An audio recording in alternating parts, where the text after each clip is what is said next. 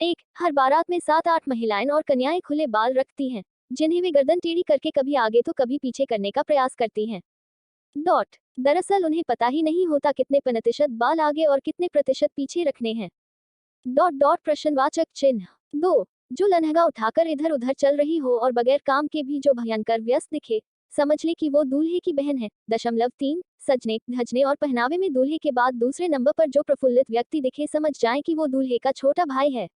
और जो अनशन सजने के बाद भी थोड़ा थोड़ा गंभीर रिजर्व दिखे, समझ ले कि वो दूल्हे का जीजा है। 4, बातचीत करते समय जिसकी नजर बार बार भोजन स्टॉल की तरफ नहीं जा रही हो, तो समझ ले कि वो दूल्हे या दुल्हन के परिवार का कोई घनिष्ठ सदस्य है।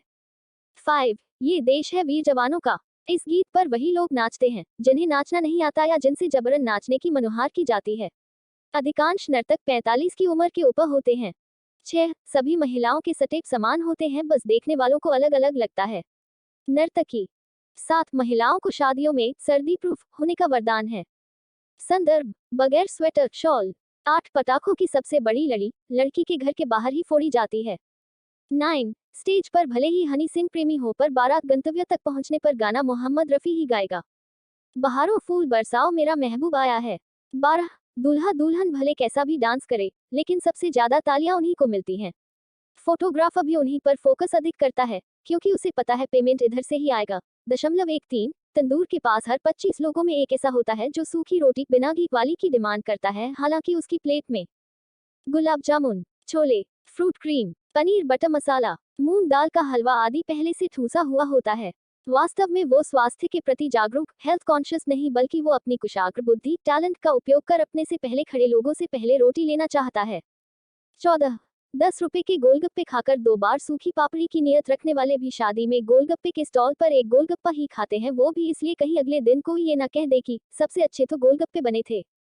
15, जो लोग खुद के घर मेहमान आने पर चाय तक का नहीं पूछते, वो दूसरों के यहाँ शादी में अन्य लोगों को आग्रह से मिठाई जरूर खिलाते हैं। 16, शादी में लाखों रुपए खर्च हो या करोड़ों, लेकिन शादी वाले घर के लोग बची हुई बेसन की चक्की और मिठाइयों को सहेज कर ताले क्लोज लॉक में पहुंचाने में ही सर्वाधिक ऊर्जा खर्च करते हैं। 17, कोई कितनी भी मनोहार करके शादियों में खिलाए, लेकिन वास्तविक आनंद शादी में बचने के बाद घर भेजी हुई सब्जी को गर्म करके खाने और मिठाई खाने में अधिक आता है। 18, रिसेप्शन में पेट भर खाना दबाने के बाद जो लोग पान नहीं खाते, वे भी जाते जाते भीड़ में घुसकर पान खा ही लेते हैं। ऐसा नहीं करने पर उन्हें कुछ अधूरापन महसूस होता है। भीड़ में डबल पान की जुगाड़ वाले भी होते हैं, तो कुछ पेपर नेपकिन में पान का पार्सल बनाने वाले कलाकार भी।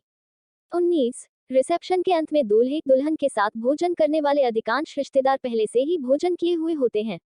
रिलीव्ड फेस 20, जो भी खास मेहमान बहुत मनोहार करने पर भी भोजन देर से करूंगा कहे